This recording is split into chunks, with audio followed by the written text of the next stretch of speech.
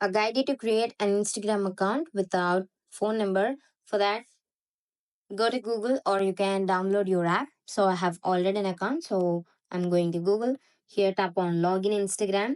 If you tap on that, go for the login. Here, it will ask for create new account. Then it will ask for the mobile number first.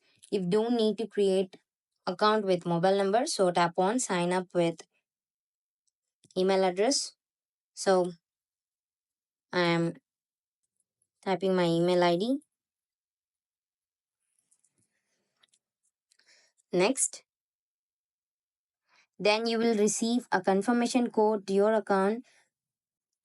I have entered my confirmation code and tap on next. It will ask for creating the password. Type any password that you need.